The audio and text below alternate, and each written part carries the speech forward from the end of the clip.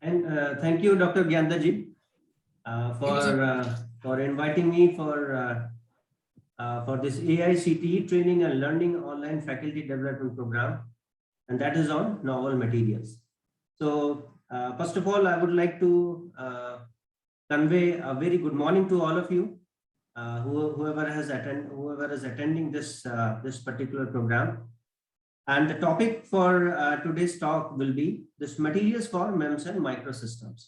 So when I say microsystems, it not only encompasses a lot of sensors and actuators, but also it covers all the intricacies that is involved in fabricating those systems. So in that series, I will cover various materials that has been recently explored to fabricate these microsystems. So here our topic is materials for MEMS and microsystems. So in this topic, we will try to understand the distinct class of materials which have been explored for fabricating these special kind of systems. So mostly we will talk about silicon. As such, this silicon is the principal materials to be studied, and other materials to be dealt with are silicon compounds such as silicon dioxide, silicon carbide, silicon nitride, polysilicon. And further, we will also discuss about the silicon piezoresistors and further piezocrystals to be utilized for electromechanical actuations and signal transductions. Further, since this is a talk regarding the materials, so we'll also talk about the novel polymers which have been explored to fabricate these MEMS and microsystems as a substrate materials to fabricate device as a whole. So in that way, we will try to cover the series of materials which have been utilized for certain kind of application. So here, first of all, we need to understand this particular word, that is MEMS. So MEMS stands for micro electromechanical systems. So the systems which takes assistance of electrical energy and some mechanical knowledge or mechanical engineering knowledge, and that is responsible for creating certain systems. We call it micro electromechanical systems. And these systems, why this micro prefix has been added? Because many functional components are in the micro regime. So micro is just merely a length scale, just like we talk about meter, we talk about centimeter, we talk about millimeter, and then there comes micro. And below that, the well-explored length scale is nano. So when we talk about micro, so we talk about the components having the size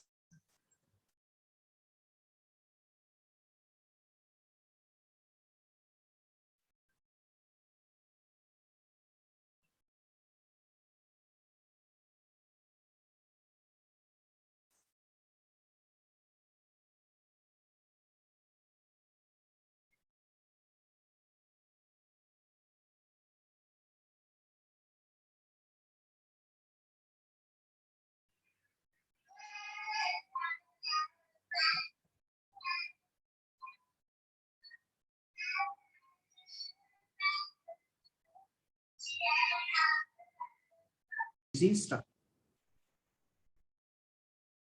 So here it can be considered the result of two interpenetrating FCC crystals or face-centered cubic crystals. So here there is a FCC A, there is a FCC B. So consequently, the silicon crystal contains an additional 4 atoms as shown in this particular figure. So merged crystal structure is somewhat we actually have as a silicon crystal structure. So in that way, single crystal silicon has 4 extra atoms in the interior. So in total number of atoms in a single silicon crystal is 18, and the unsymmetrical distribution of atoms within the crystal make pure silicon anisotropic in its mechanical properties. And in general, however, we treat silicon as an isotropic material. So further, if we talk about since it is a single crystalline nature, so it may contain several presence of planes. So in that way, if you will see, there is a there is a representation of plane with the help of certain techniques. So that technique, we call it as a Miller indices. So Miller indices generally is used to describe the faces of crystalline materials. So here, like we just now understood that there is a skew distribution of atoms in the silicon structure. So because of the skew distribution of atoms in silicon crystal, the properties are somewhat complex, or you can say by no means are uniform in crystals. So it is important to be able to designate the principal orientation as well as the planes of that particular crystal on which the properties are specified, because these properties are unique. We have found the popular method of designating crystal planes and orientation is this Miller indices.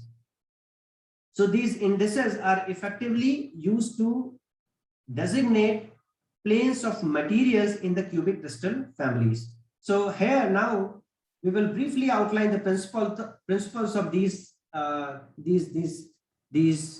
planes as follows. So to understand any of the crystalline structure, let us first consider a particular point P in any arbitrary plane in a space defined by Cartesian coordinate system XYZ. So the equation that will define the point P will be x upon a plus y upon b plus z upon c equals to 1, where this a, b, c are nothing but the intercepts formed by the plane with respect to x, y, and z axis. Now further, this particular equation 1 can be rewritten as hx plus ky plus mz equals to 1.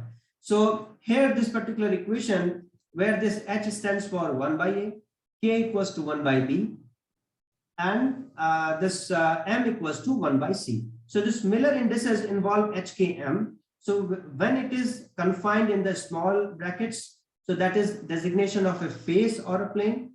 When it is designated by less than arrow or greater than arrow, so hkm is the designation of direction that is perpendicular to the hkm plane. And further, we assume that in a cubic crystal, the silicon is a equals to b equals to c equals to 1. Now, as far as the designation of the planes of the cubic crystal is concerned, there are 3 distinct planes of a cubic crystal. So there is a figure A, figure B, figure C. So in that way, if you will see, we can designate various planes in figure by using this equation. So there is a top face which can be defined as a plane 0, 0, 1. There is a right face in figure that is 0, 1, 0. There is a front face which can be defined by the plane 1, 0, 0. In the similar ground, diagonal face can be represented by 1, 1, 0 and inclined face 1, 1, 1. So in short, there is a the orientation of these planes can be represented by 1, 0, 0, which is perpendicular to the plane, and 1, 0, 0, and 1, 1, 1, which can be defined as the normal to the plane 1, 1, 1. So in that way, this particular figure shows these 3 planes are orientation for a unit cell in a single crystal silicon. So silicon atoms in 3 principal planes 1, 0, 0, 1, 1, 0, and 1, 1, 1 are illustrated here, and atoms shown like if you will see this particular figure. So atoms shown here are those at the corners of the cubic solid circles in the gray are the ones at the center of the faces, and the gray circles in the dotted lines are the atoms at the interior of the unit cell. So these dotted line are at the interior side. So here, if you will see, there is a distance or gap between 2 atoms is near about 0.543 nanometer in 100 plane. Whenever we talk about 110 plane, that is a diagonal plane. There is a general range of 0.768 nanometer. So in that way, there is a characteristic of silicon by principal planes So whenever we talk about 100 planes contains least number of atoms, this is the weakest plane and easiest to work with. There is a 110 plane which offers the cleanest surfaces in microfabrication, and there is a 111 plane which contains shortest bonds between atoms. That is the strongest plane and difficult to work with. So here, based on the toughness or based on the strongest and easiest to work with, so there is an experimental data on these planes. So Miller index for orientation, like when there is a 100 plane, there is a Young's modulus of 129.5 gigapascal, and the similar 110 it is 168, and for 111 plane there is a 186.5. So from this, the strength can be determined, and the shear modulus values is 79 for 100, 61.7 110, and 57.5 for 111 plane. So in that way, the 100 plane makes an angle of 54.74 degree with the 111 plane. So that is that's a simple trigonometry through which this angles can be determined. Now, as a holistic picture, if I would give you the overview of all the mechanical and thermophysical properties of silicon, so it is something like there is a yield strength, there is a Young's modulus, mass density, specific heat, thermal conductivity, coefficient of thermal expansion, melting point, etc. So these are generally these are the properties which researchers have figured out experimentally, and this is the whole data of the materials which have been utilized for microsystems. So the series of materials that are here, like silicon carbide, silicon nitride, silicon dioxide, aluminum, stainless steel, copper, gallium arsenide, germanium, and quartz. So these are there's a series of materials which people have figured out to create certain systems in the miniaturized domain. So out of that, the silicon is mainly used as an integrated circuit carrier in microelectronics, and for microsystems, it is prime candidate material for sensors and actuators. And in most of the situation, we also produce micron features to create a microfluidic systems over silicon as well. So the technology that is used in implementing the IC or silicon dies is used in a similar way for microsystems. So here, basically, the silicon is an elastic material with no plasticity or creep below 800 degrees Celsius. So it has virtually no fatigue failure under all conceivable circumstances. So these unique features, which just now we have figured out, have made this silicon as an ideal material for sensing and actuating. So in that series, there are it is not that it is carrying a lot of advantage and not disadvantage. So there are some disadvantage of this silicon material also. The silicon as a substrate, when it has been finally produced by Sokolowski method, it has come out to be a brittle in nature. So it can be easily broken out when you will lose out from your hands, and it will fall to certain heights. So it will break. It will break as you experience the breakage of the glass. So it is highly what do you say? It is highly brittle in nature, actually. Further, whenever like we have talked about silicon, so there is also a manipulation of this particular silicon in various other forms. So that we call it as a silicon compounds. So another class of material is silicon compounds. So there are three principal silicon compounds used in MEMS and microsystems. So those are basically silicon dioxide, silicon carbide, and silicon nitride. So mainly these three silicon compounds which are often used in microsystems. And now we will take a brief look at each of these compounds as to the roles they can play in microsystems. So let us first pick up this silicon dioxide. So silicon dioxide is the least expensive material to offer good thermal and electrical insulation. And it is also used as a low-cost material for mask in microfabrication process, such as etching, deposition, and diffusion. And further, it can be used as a sacrificial material in surface micromachining. And above all, it is very easy to produce. So whenever we tend to produce it, there is an instrument which we call it as a oxidation furnace, which is specifically designed to have the oxide layer deposition over silicon. So we can perform this via thermal oxidation. So thermal oxidation can be dry thermal treatment or wet thermal treatment. Whenever we say dry, to provide that dry thermal treatment, so it is just to pass a gas. Like here, from the reaction, it can be clear that whenever you pass a dry oxygen gas inside the furnace, which is already in the heated regime, so the silicon, when it reacts with oxygen, it will give us silicon dioxide layer or oxide layer over silicon. So as a whole, as a compound, it will be silicon dioxide.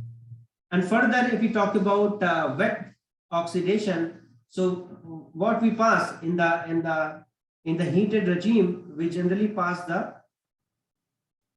steam. So that steam is as having traces of water molecules.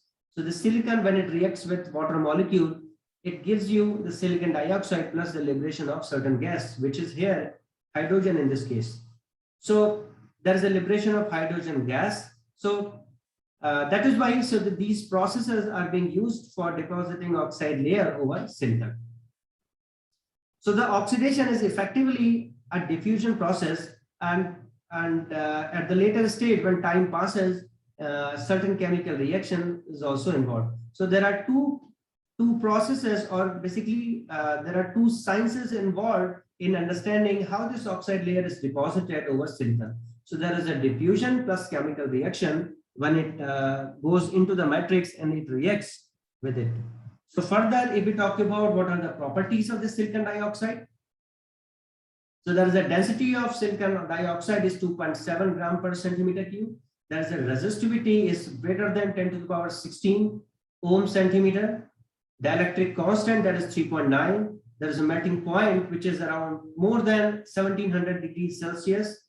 Specific heat that has come out as a 1 joule per gram per degree Celsius, and thermal conductivity, that is 0.014 watt per centimeter per degree Celsius, and 0.5 ppm per degree Celsius is the coefficient of thermal expansion.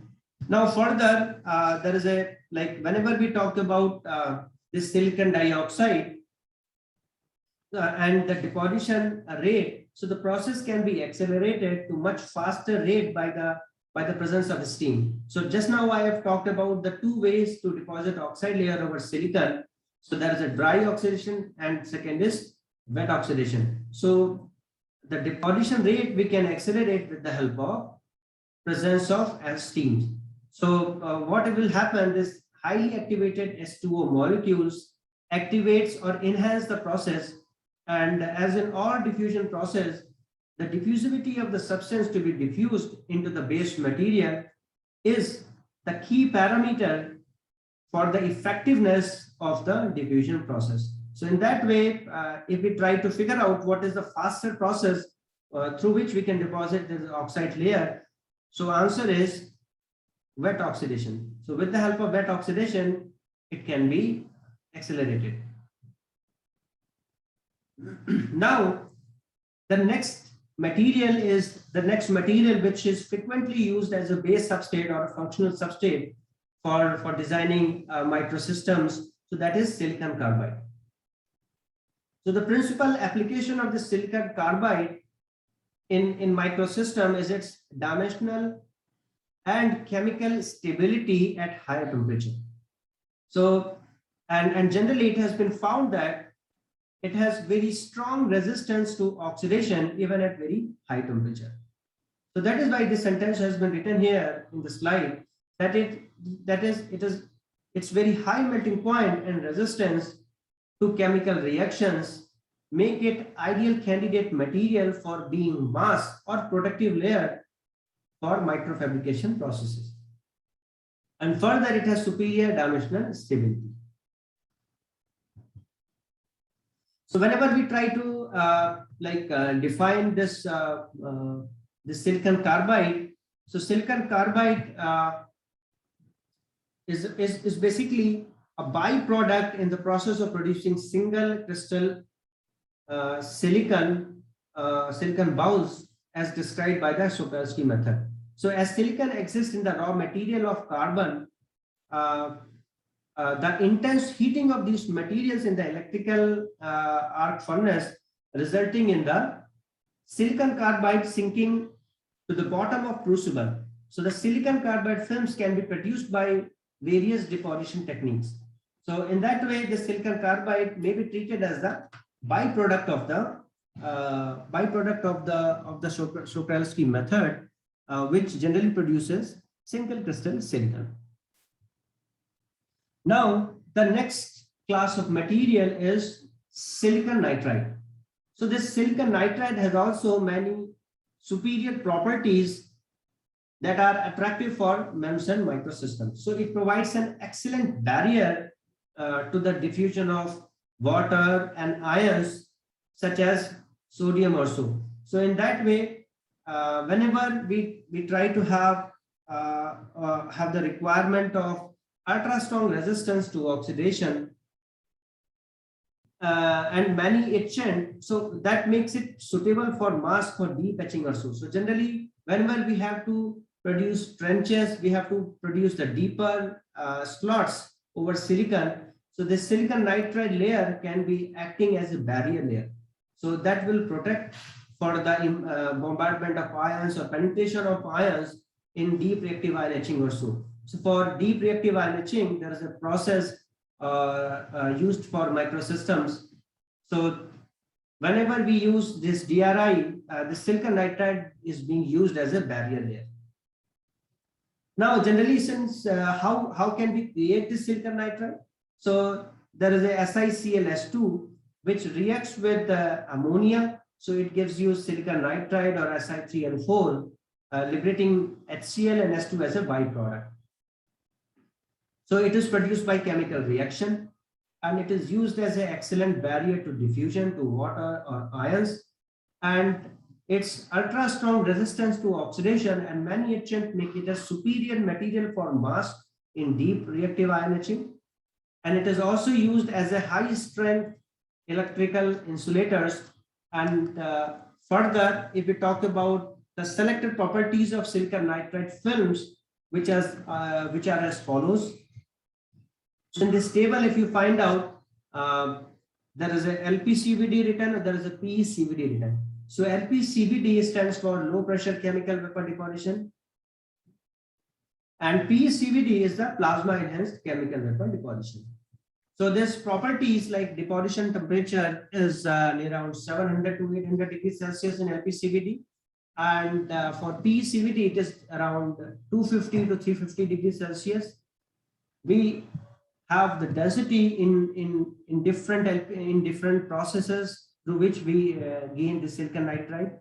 So that difference in density is like LPCVD will get you 2.9 to 3.2 gram per centimeter cube, and 2.4 to 2.8 for PECVD. The film quality with LPCVD is excellent, and when PECVD it is very poor. So in that way, there is a value of dielectric constant, resistivity, refractive index, atoms percentage, H rate in concentrated HF or H rate in boiling HF, Poisson's ratio, Young's modulus, coefficient of thermal expansion or so. So in that way, there is a series of materials properties that have been investigated experimentally and that have been placed here. So further, in context with covering the silicon compounds, so there is again another kind of material, that is polycrystalline silicon. So silicon in polycrystalline films can be deposited over silicon substrate by chemical vapor deposition, and it has become a principal material in surface micro machining. And further, if we talk about how does it different from the single crystal, so it is it contains a lot of crystalline planes. So polysilicon grains are there, so there is an aggregation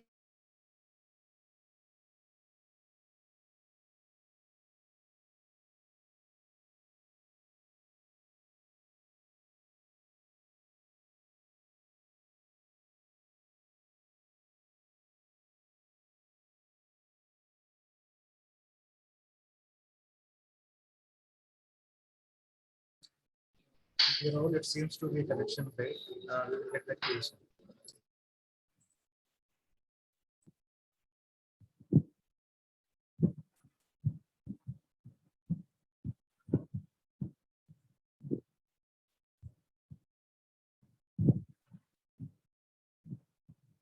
Sir, I think we have to wait for Dr. Ankur for his value. Yes, sir. I think there is a connection.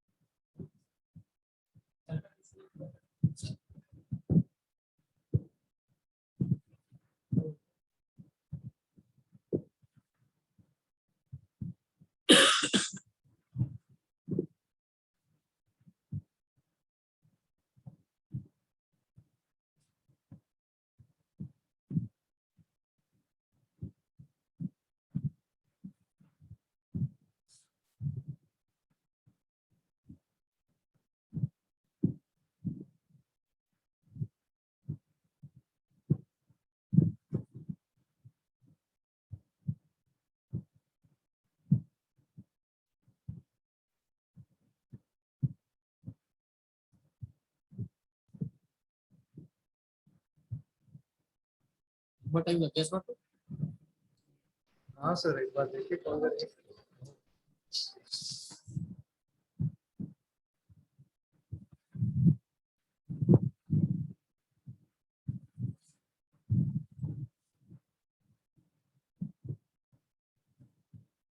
Sir, there is a connection break from the speaker side. Please wait.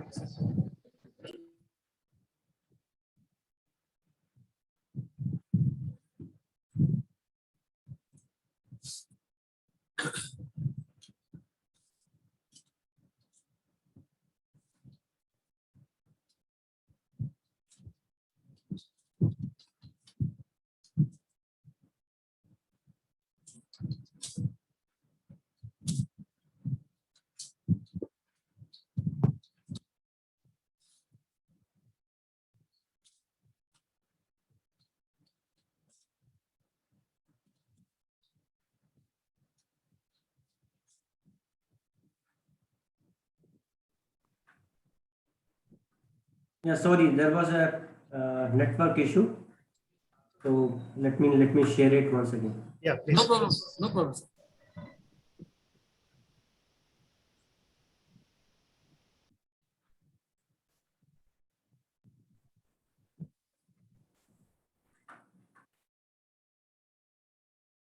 Yeah, so Gyalnaji, my slides are visible to you? No, sir. Yeah, sir. It's visible, sir. Okay. All right, so we were there to understand about the polycrystalline silicon. So there is another material which has been frequently used for making these microsystems as a whole. So here we will take a brief look over this. So generally it is what? It is an aggregation of pure silicon crystals with random orientation deposited on the top of silicon substrate. So the crucible form is getting deposited over this silicon substrate. So there is a random grains deposition which is making it poly.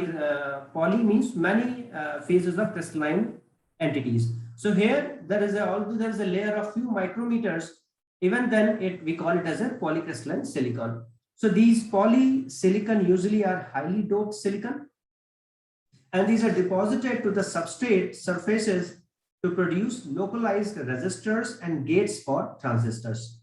So being randomly oriented, polysilicon is even stronger than single silicon crystals. So this is the whole story, and what is the process, or what is the equipment which is used to deposit this polycrystalline silicon. So there is a process called low pressure chemical vapor deposition. So that is in the short form, LPCVD is frequently used for depositing crystalline silicon onto silicon substrate. So the temperature involvement is generally 600 to 650 and beyond, and generally, like I said, that it is widely used in IC industries where there is a requirement of resistor, there is a requirement of transistors or thin film transistors or so. So this highly doped polysilicon, when I say highly doped means the incorporation of foreign materials to change the property. So the doping of arsenic or phosphorus for making like N-type or P-type, N-type or P-type device, so that can drastically reduce the resistivity of polysilicon to produce conductors and control switches. So in that way, they are the ideal material for micro resistors as well as easy ohming contacts. So the comparison of mechanical properties of polysilicon with other materials is shown here. So there is a substrate class like silicon, alumina, and silica. So there is a Young's modulus, the huge difference in the value of Young's modulus of these substrates. So let us suppose if you will see this alumina, it is having 415 gigapascal of Young's modulus, and silica is 73 and the silicon is 190. So in that way, coefficient of thermal expansion also of alumina is quite high than silicon and silica. So in that way, as thin films, whenever we talk about polysilicon, so it is having the 160 Young's modulus, 0.23 Poisson's ratio is 2.8 coefficient of thermal expansion. And while in comparison to aluminum, tungsten, polyimide, plasma, plasma enhanced CVD SiO2 and low pressure CVD SiO2 or thermal SiO2. So in that way, there is a slight difference between the properties when we compare it with the polysilicon. So being a congregation of single silicon crystals and random sizes and orientation, polysilicon can be treated as the isotropic material in thermal and structural analysis. Now, let us understand or incline towards the applicability of these materials. So we talked about silicon. So as a silicon can be transformed into piezoresistive material also. So silicon piezoresistors. So before that, let us understand that what do you mean by piezoresistance? So this piezoresistance is defined as the change in electrical resistance of solids when subjected to stress fields. So in that way, the silicon piezoresistors that have such characteristics are widely used in sensors on actuators. So we know that the doping boron into silicon lattice produces P-type silicon crystal, and while doping with arsenic and phosphorus results in N-type silicon. So both P-type and N-type silicon exhibit excellent piezoresistive effect. So in 1954, there was a scientist, Charles Smith. So he discovered the piezoresistance of P-type and N-type silicon. So the fact that silicon crystal, whether it is a P-type or N-type, is anisotropic in nature, and this anisotropicity has made the relationship between the change of the resistance and the external stress field more complex. So in order to understand, or in order to come up with a generalized mathematical equation, so we can have this delta R equals to pi times sigma. So this delta R is nothing but the representation of change of the resistance in an infinitesimally small cubic piezoresistive crystal element with corresponding stress components. And the sigma is somewhat how we define sigma is nothing but the corresponding stress component. So stress at a point can be defined by variety of fields, variety of line stress elements. So in that way, this sigma xx, sigma yy, sigma zz, sigma xy, sigma xz, sigma yz, which is shown here in this particular figure. So of the 6 independent stress components in the stress tensor, So there are three normal stress components, which are sigma xx, sigma yy, and sigma zz. And the three shearing stress components, which are sigma xy, sigma xz, and sigma yz. So this particular vector, that is pi, in this equation is referred to as a piezoresistive coefficient matrix. So it has this particular form, which has been transformed into this whole coefficient matrix. So due to the equilibrium condition, there are 6 independent stress component. So just I said that 3 normal stress components and 3 shearing stress components. And consequently, the piezoresistive coefficient matrix is having several components. So this is being represented by this pi equals to pi 11, pi 12, pi 12, or pi 11. So in that way, we notice that only three coefficients like pi 11, pi 12, and pi 44 appear in the matrix. So by expanding the matrix equation with the appropriate piezoresistive coefficient, we can have several equations.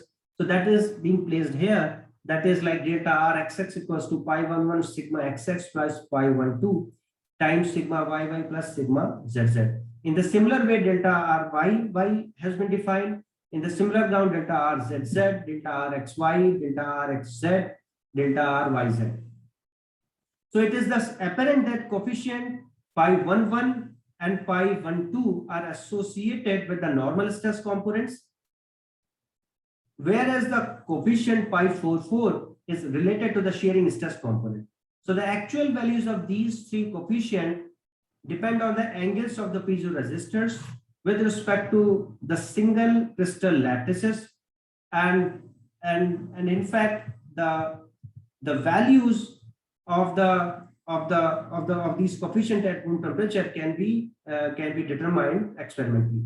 So here, if you will realize that these are the equations through which you can find out various entities, but in actual sense, if you try to define the piezoresistivity or what is the applicability of that, so these piezoresistive sensors are generally also called as a strain sensors or strain gauges, and generally this strain gauge is a device which is used to measure how much a component distorts under loading.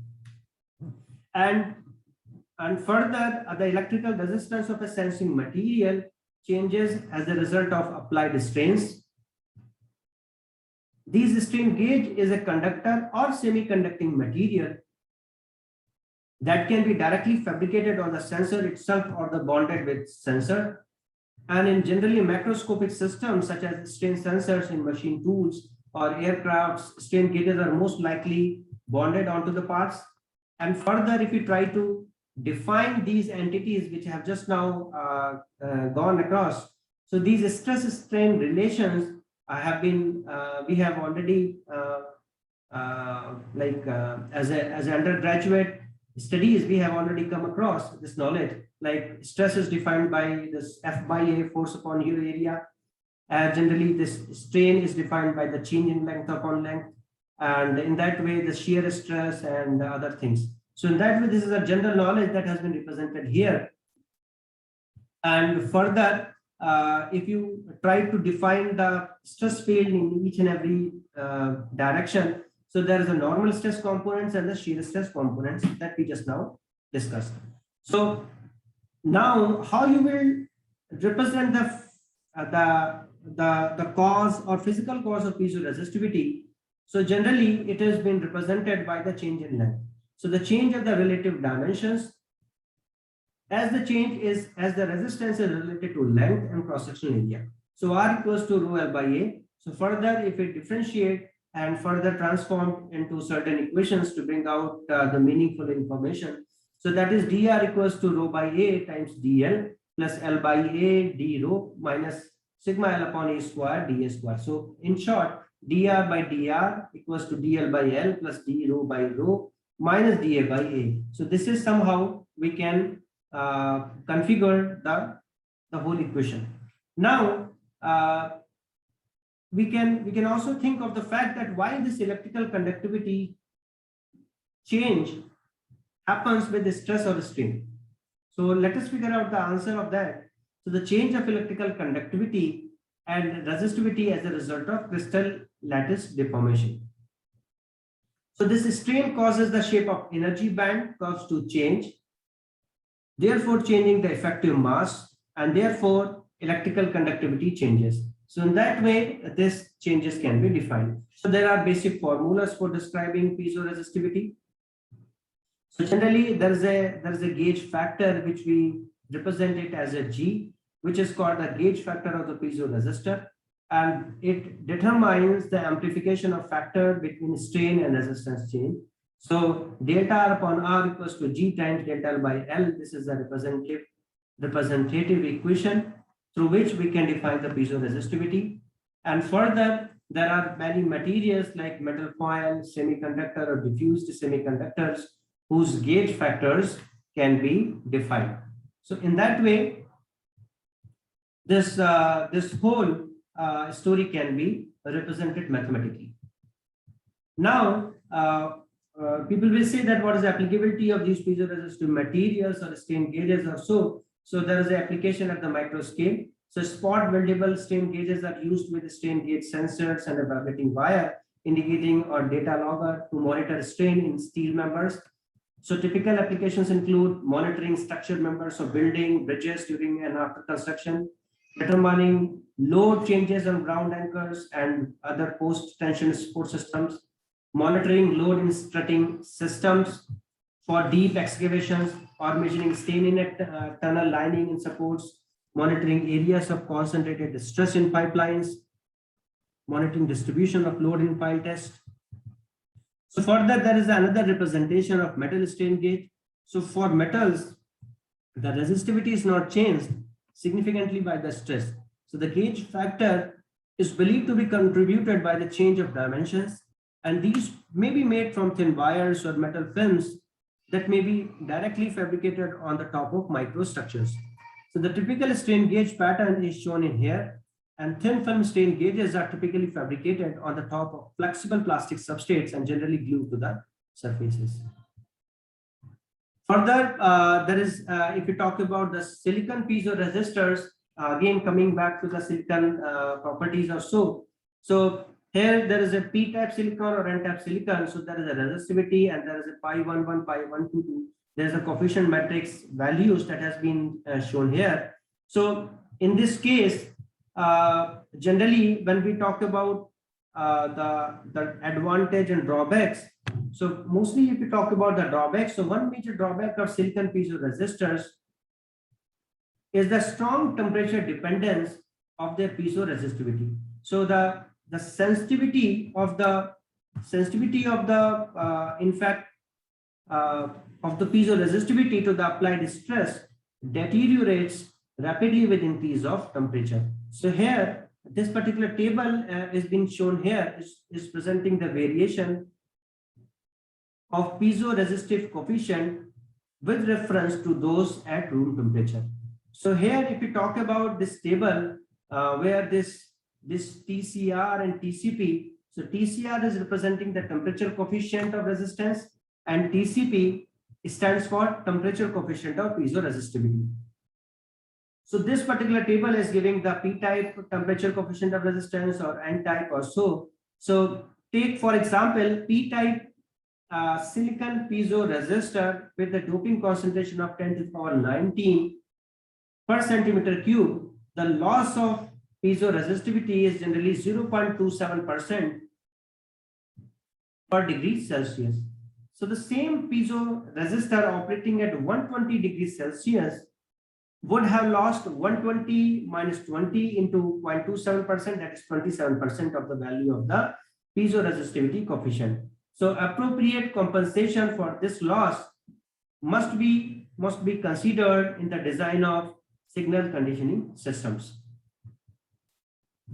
So further, there is a class of material which is generally used for biosensing applications or any kind of sensing applications. Specifically, if we talk about in the sensing and actuating domain, so this gallium arsenide is a compound semiconductor with equal number of gallium and arsenide atoms. So because it is a compound, it is more difficult to process. It is an excellent material for monolithic integration of electronic and photonic devices on a single substrate. And further, the reason of being excellent material for photoelectronics is its high electron mobility. So it is 7 times more mobile than silicon. So like I said, that this gallium arsenide is an excellent material for integration of electronic and photonic devices on a single substrate. So the main reason for this is high electron mobility. So as the high electron mobility in this material, what does it mean basically? So it means that it is easier for electrical current to flow in the material. So here, if you will see, this is a table which is showing a certain comparison of material existing. So there is a material, if we compare with like aluminum, copper, silicon dioxide, and silicon nitride. So there is electron mobility. If you will see, there is the highest electron mobility is of gallium arsenide, that is 0.850 meter square volt per second. So in that way, this GaAs, that is gallium arsenide, is also a good thermal insulator. It has low yield strength, that is of only 1/3 of that of silicon. And in that way, there is a comparison of gallium arsenide and silicon as a substrate material in micro machining also. So from the experimental viewpoint, people have figured out what is the difference between gallium arsenide and silicon. So whenever we talk about the piezoelectric effect, so gallium arsenide has direct implication of that. Whenever we talk about thermal conductivity, so the thermal conductivity of gallium arsenide is relatively lower than silicon. The cost of gallium arsenide is quite high in terms of if we compare with silicon. Bonding to other substrate, it is difficult. Fracture, it is brittle. Both are brittle in nature, gallium arsenide and silicon. When we talk about operating temperature, so operating temperature of gallium arsenide is very high. What is the operating temperature of gallium arsenide? It is 460. What is the physical stability? It is fair in nature. Hardness, it is 7 gigapascal, and fracture strength is 2.7. So overall, there is a comparison between gallium arsenide and this one. And there are other properties like thermal conductivity, relative permittivity, coefficient of thermal expansion, electrical resistivity or so. So in that way, if you found out, this gallium arsenide is also a superior thermal insulator, and that too with excellent dimensional stability at high temperature. So the negative aspect of this particular material is its very low yield strength. So that has been in fact defined here also in the table. If you will see, the yield strength is somewhat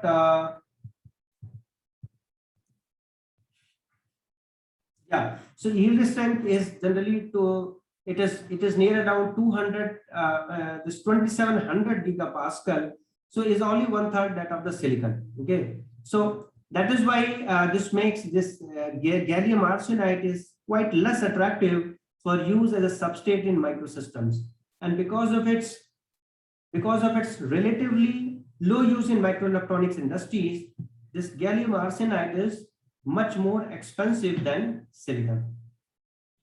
So that's how this whole story of the gallium arsenide and its use for creating microsystems is given here. Now further, if we try to understand the other material, so in that category there is a material called quartz. So there is still people are still exploring this particular material. So this quartz is a compound of silicon dioxide,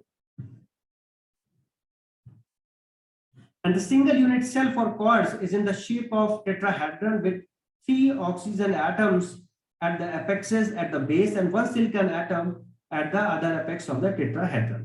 So the axis that is normal to the base plane is called z-axis, that is shown here in this figure. And the quartz crystal structure is made up of rings with 6 silicon atoms. So the quartz is generally is close to being an ideal material for sensors because of its near absolute thermal dimensional stability.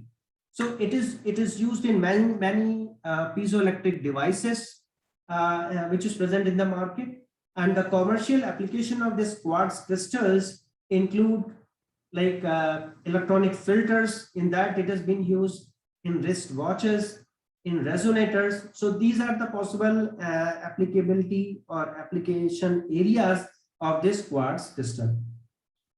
So further, if you talk about the application of this quartz material, it is a desirable material in microfluidic applications, in biomedical analysis when we talk about. So it is comparatively inexpensive, and it works well in generally electrophoresis or electrophoretic fluid transportation in the micro regime also. So in that way, it offers excellent electrical insulation properties, and further it is like whenever we talk about its effect of towards electromagnetic spectrum. So generally it is transparent to the ultraviolet light, which often is used to detect the various species in the fluid. So how often this quartz has been used depending on how effective we can transform into other shapes. So as far as its machinability is concerned, it is very hard in machining, and it is generally used in etching with hydrochloric or ammonium fluoride into desired shapes. So further, if we talk about quartz wafers, so it wafers up to 75 millimeter of diameter by 100 micrometer thickness, which are available commercially. So in that way, this quartz is even more dimensionally stable than silicon, especially at high temperature, and it offers more flexibility in geometry when in comparison to the silicon, despite the difficulty in machining also. So that was all about the various materials, specifically when we talk about gallium arsenide and quartz. Now there is one more heading that is piezoelectric crystal in line with whatever we are discussing. So one of the most commonly used non-semiconducting material in MEMS and microsystems is piezoelectric crystals. So these piezoelectric crystals are the solids of ceramic compounds that produce piezoelectric effects. Right. So in that way, the piezoelectric crystals are solid ceramic compounds that produce piezoelectric effects, and the reverse situation, if we talk about regarding this piezoelectric crystals, so that can in the same way they produce a voltage when a mechanical force is applied between their faces, and the reverse situation, that is application of voltage to the crystal, and that can also change in the shape. So this conversion of mechanical energy to electronic signals and vice versa, so this is called, we call it as a piezoelectric effect. So in that way, there are various materials that have been explored, like there are natural piezoelectric crystals like quartz, tourmaline, and sodium potassium tartrate, and there are artificially or synthesized crystals that has been utilized as a piezoelectric crystals. Those are Rochelle salt or barium titanate and lead zirconate. So those were the materials that I have just now given you, which can be utilized for piezoelectric behavior. And for but in general sense, for a crystal to exhibit the piezoelectric effect, its structure should have no center of symmetry. So a stress applied to such a crystal will alter the separation between the positive and negative charge sides in each elementary cell, leading to a net polarization at the crystal surface. So an electric field with voltage potential is thus created in the crystal because of such polarization. So in that way, the most common use of piezoelectric effect is for high voltage generation through the application of high compressive stress. So the generated high voltage field can be used as an impact detonation devices, and it can also be used to send signals for depth detection in a sonar system. So the principal application of piezoelectric effect in MEMS and microsystems, however, lies in the actuator side. So whenever we try to have designing of actuator in mind, we often utilize these piezoelectric crystals. So in that way, the piezoelectric effect is also used in pumping mechanism, and mostly it has been used in the actuator side. So this pump is also a kind of actuator also. So further, if we try to define the various piezoelectric crystals or the materials which is showing the piezoelectric behavior, so the list is slight huge. So if you will see, there are quartz, which are nothing but the crystal SiO2. There are barium titanate kind of material. There's a lead zirconate titanate material. There is there's a PB ZrTiO6, PB NB2O6. There is a Rochelle salt, that is NaKC4H4O6 times 4S2O, and polyvinylidene fluoride, that we in a shorter form call PVDF. So that have certain coefficient, that has have certain electromechanical conversion factor. So now the question is that what is this electromechanical conversion factor? So the effectiveness of the conversion of mechanical to electrical energy and vice versa can be assessed by the factor which we call it electromechanical conversion factor. So that is generally defined as the output of the mechanical energy upon input of the electrical energy, or output of the electrical energy to the input of mechanical energy. So now here comes the, after just having the introductory discussion of these piezoelectric crystals or type of material that is existing in the nature or in the natural form, in the synthesized form. Now here comes the discussion of a distinct class of material used in microsystems, that is polymers. So polymers are, we will start to discuss about what is polymer and how it can be utilized for creating systems in the miniaturized domain. So whenever we try to define polymer, so that is whenever we take a monomer and we create this chain of the monomer, we call it as a polymer. And generally these polymer include such diversified materials we can easily pick up in the surrounding as well, like plastics, adhesives, plexiglasses, and lucite. So these have become increasingly popular materials for MEMS and microsystems also. For example, if I like plastic cards, approximately 150 millimeter wide, containing over 1000 microchannels, which have been adopted in microfluidic electrophoretic systems by the biomedical industries. So on similar ground, these epoxy resins or adhesives such as silicon rubber that are customarily used in MEMS and microsystem packaging. Now, this type of material is made of long of organic material. These are mainly hydrocarbons made up of carbon and oxygen chains. So the combined molecules, that is polymer molecules, can be a few hundred nanometer long. So in that way, like it generally, these polymers having low mechanical strength or low melting point or poor electrical conductivity. So all these properties encompasses this polymer. So polymers are generally thermoplastic and thermosettings. These are the two groups of polymers which are commonly used for industrial products. So the principle, in fact, let us first understand about the properties of polymers which have been specifically assigned and taken care as an industrial material. So polymers are popular materials used for many industrial products for the following advantages. First is lightweight. Second is ease in processing. Third is low cost of raw materials and process for producing polymers. It is having high corrosion resistance.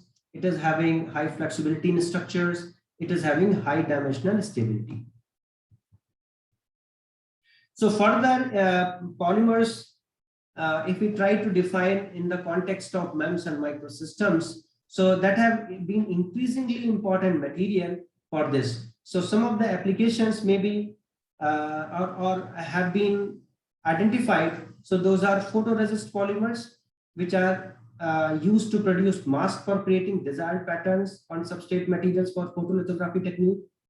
The same photoresist polymer are used to produce a prime mode with desirable geometry of the MEMS component in a LIGA process in micromanufacturing. There are certain conductive polymers which are used as organic substrates. There are various ferroelectric polymers. There are various thin Langmuir blotched films which can be used to produce multi-layer microstructures. There are thin polymer films which are used as electrical insulators in micro devices, which is as a dielectric substance in microcapacitors have been used. There are widely used electromagnetic interference and radio frequency interference shielding in microsystems. And there are polymers which are ideal materials for encapsulation of microsensors and packaging of other microsystems. So further, in series with covering the novel materials, there are conducting polymers. So the polymers are generally poor electrical conducting materials, but we can make it with the help of certain incorporation of conducting materials are conducting polymers. So for polymers, basically polymers can be made electrically conductive by several methods. So first is pyrolysis, second is doping, and third is insertion of conducting fibers. So the material which can be incorporated may be copper, carbon, or maybe incorporation of semiconductor like germanium, silicon. And for making it insulator, it may be glass, nylon, silicon, or polyethylene. So further, like I said, that there are three ways to make a polymer conductive in nature. So there is a pyrolysis in which what we used to do, we generally add the amine, which is heated above 600 degrees Celsius, and then conductive polymer will be as high as 2.7 into 10 power Siemens per meter. Doping, introduction of metal atoms into molecular matrix of polymers. And further, what we can do bromine, iodine, AsF5, HCl4, H2SO4 P type, and sodium naphthalide in tetrahydrofurane for N type. So similarly, there is a variety of polymer groups and doping elements selectively have been investigated, like polymer groups like polyacetylene, paraphenylenes, that is PPP, and polyphenylene sulfide. So these are the three polymer groups which have been explored so far. And the third, to make a conductive polymer, is insertion of conducting fiber, like I said before. Now, the special process which has been developed by Langmuir in 1917, which was refined by Blodgett, so that can be used to produce thin polymer film, that too at the molecular scale. So this process is generally known as LB process. So this process involves spreading volatile solvent over the surface active substrate material, and this process can produce more than one single monolayer by depositing films of various compositions onto a substrate to produce a multi-layer structure. And these LB films are generally good conductive materials for exhibiting ferro means iron or pyro means heating and piezoelectric properties. So these LB films may also be produced with controlled optical properties such as refractive index and anti-reflection. So these are ideal material for microsensors and optoelectronic devices. So further, there are a few examples of LB film application in microsystems. So generally, as a piezoelectric sources, it has been used. These coating materials with controllable optical properties, thereby used for sensors applications. So let us suppose if there is a if we have a task of creating microsensors or so there may be a selective deposition of these LB films which will enhance the functionality of overall sensors. So generally these LV films can be used to create a functionality aspect in a gas sensor. Further, there is again a class of material that is that comes under the category of polymers. So that is a SU8 photoresist. So it is basically, it is a negative epoxy based polymer sensitive to UV light. And the reason for being a popular material in MEMS that it can be helpful in creating 3D structures. It can be created to produce much lower production cost than thick films by silicon. And further, like with the help of coating or either by spin coating or dip coating, it can give us the thin film over the silicon substrate or so. So further, if we talk about the mechanical properties of SU8 polymers, so there is a Young's modulus of 4,400 megapascal, Poisson's ratio of 0.22. There is a viscosity of value of 0.06 to 15 Pascal per second, depending what its solvent incorporation. And coefficient thermal expansion is having 0.183 ppm per degree Celsius. Thermal conductivity is 0.073 watt centimeter per degree Celsius. And glass transition temperature is 200 degrees Celsius. Similar refractive index is as high as that of the water, that is 1.8 and 1.7. Absorption coefficient is 2 per centimeter and 40 per centimeter at specified range, and relative dielectric constant is 3. So I think up to this, it's already up to the time that I was expected to be taught, and I think I should finish up this lecture, and the forum is open for question and answers. So up to this, I hope I have been able to cover a sufficient series of materials which have specific applications in the domain of microsystems and MEMS. So now I will request Dr. Gyandhar ji to open this forum for question and answers. Gyandhar ji, please. Yeah, thank you very much, Sankur sir. All participants are requested to put up their query.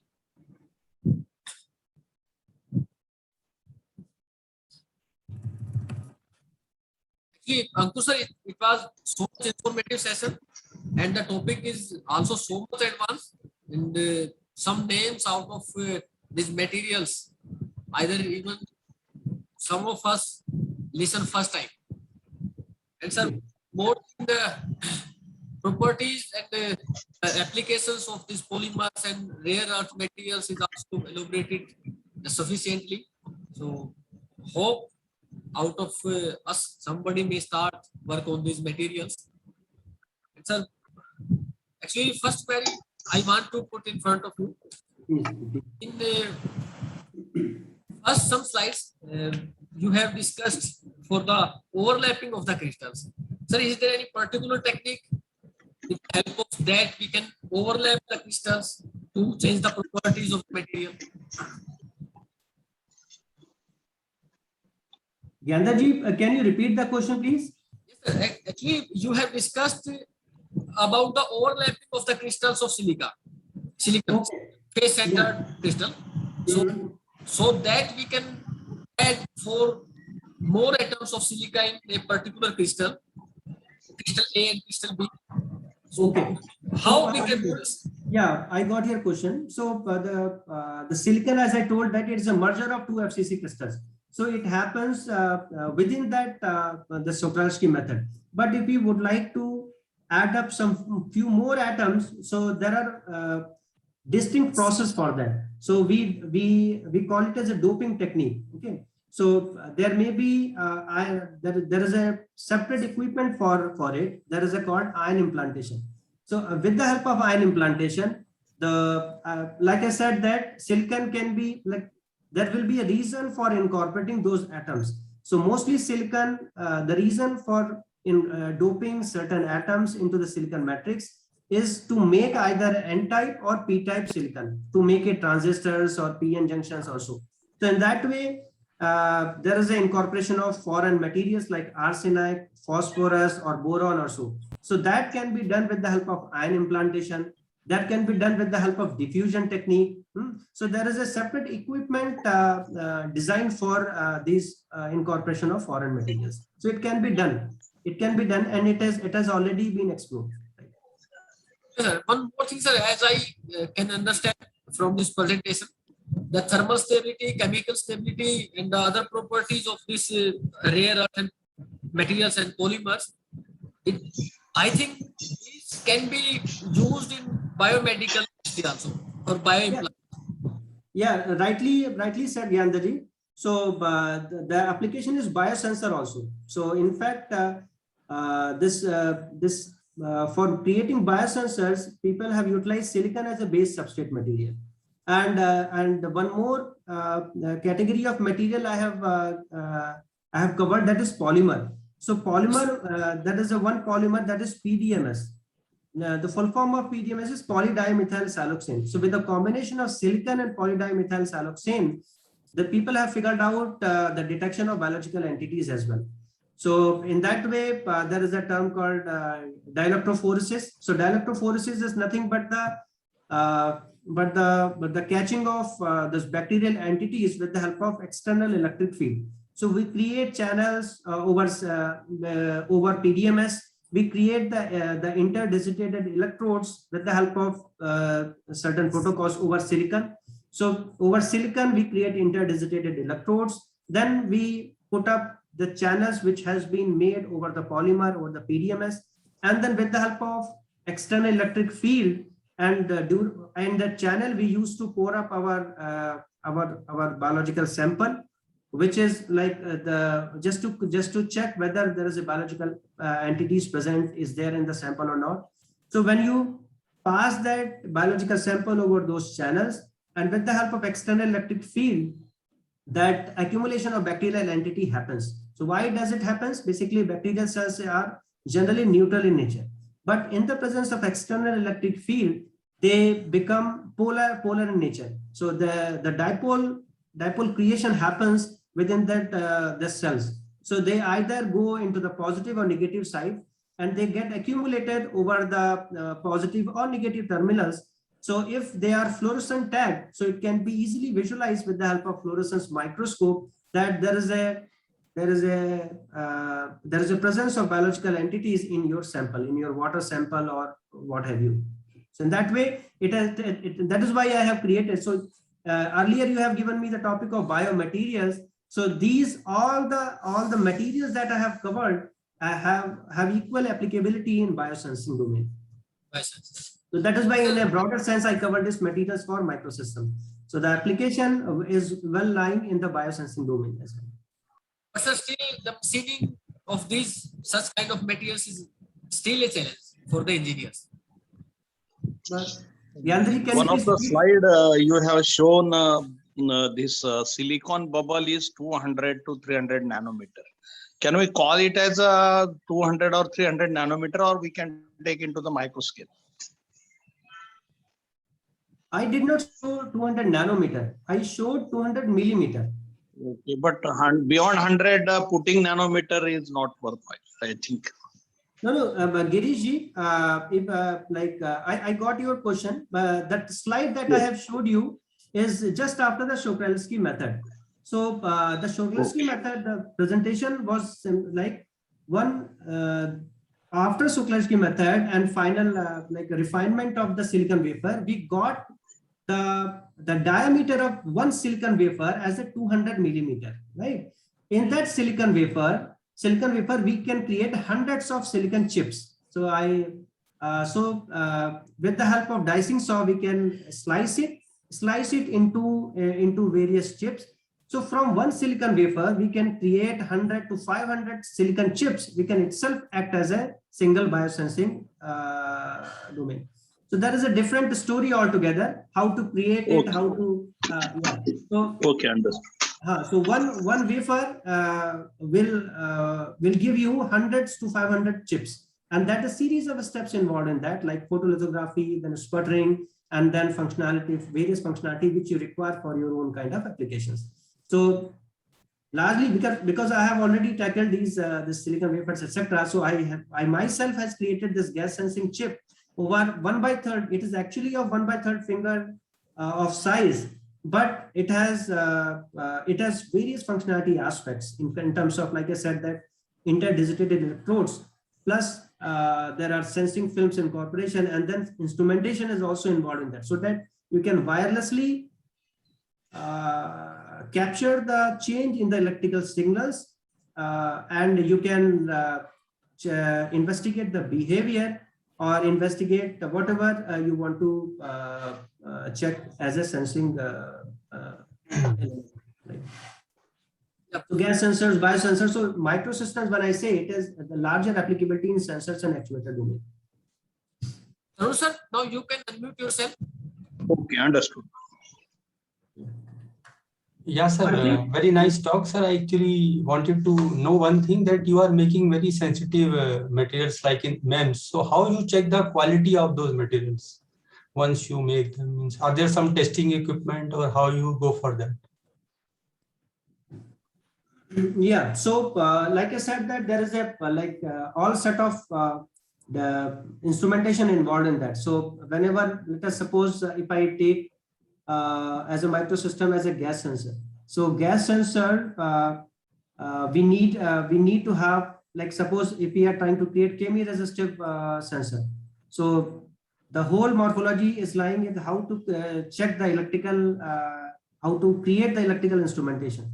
So for that, because in bulky state we create capacitance effect, but in the miniaturized domain we create a lot of capacitance, like I said, interdigitated electrodes. So there is a series of finger-based electrodes that we create. So these are the metallic lines which will give you the capacitance effect multifold, rather than when you create two metallic lines in the bulk mode, in the larger mode where it is.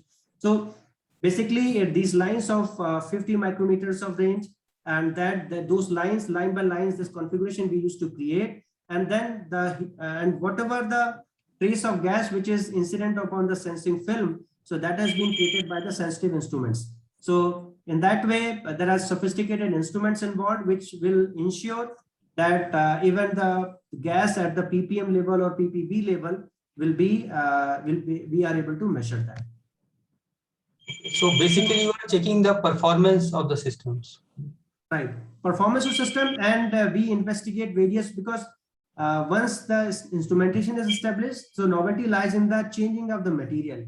So people are changing the materials, like for example, in gas sensing domain, zinc oxide is heavily explored. But every time you cannot explode zinc oxide, because zinc oxide, people are changing structures.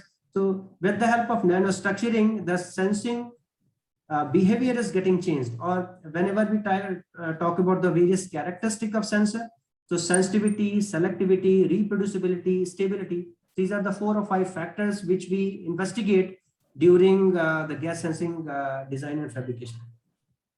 So sensitivity is a one part, selectivity is a one part, whether it is a selective towards one particular gas or not. So whether the choice of the material which we have, if it is giving the selectivity or not, because it may happen that many gases it can detect, but we have to make it selective. So there is a challenge in selection of the material, so that people are in fact doing in a trial and error mode, that people are trying different materials, and then they are checking whether it is selective towards particular gas or not.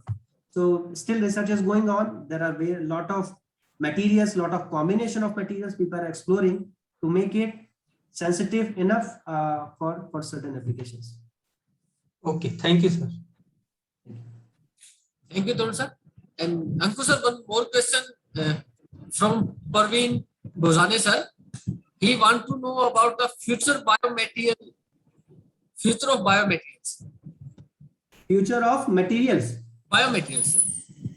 of biomaterials is immense, because we are as a material, because see, but there can be in the periodic table there are more than 110 elements.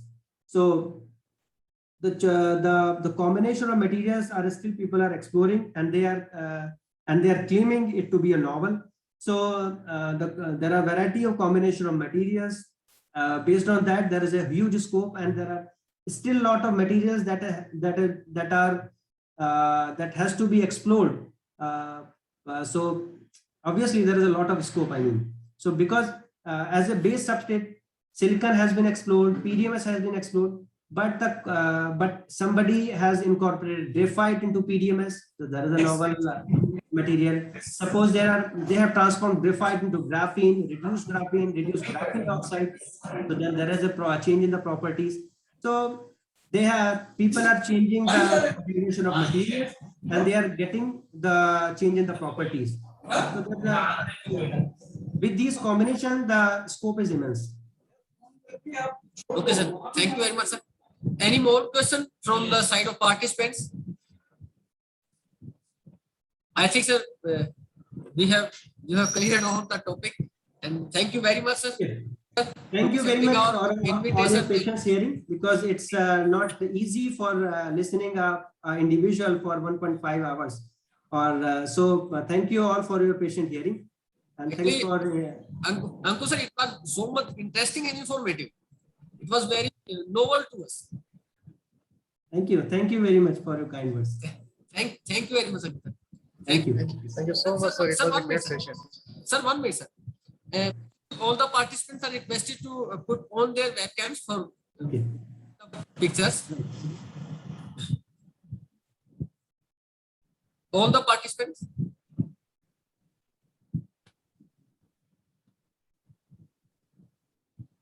Ashish.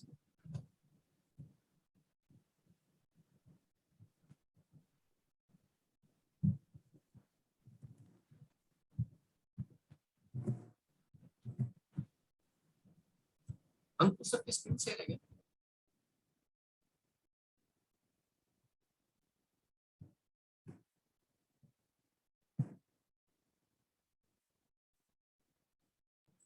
Thank you very much, sir. Ankur sir, and all the participants. We will meet here at 12 o'clock for next session.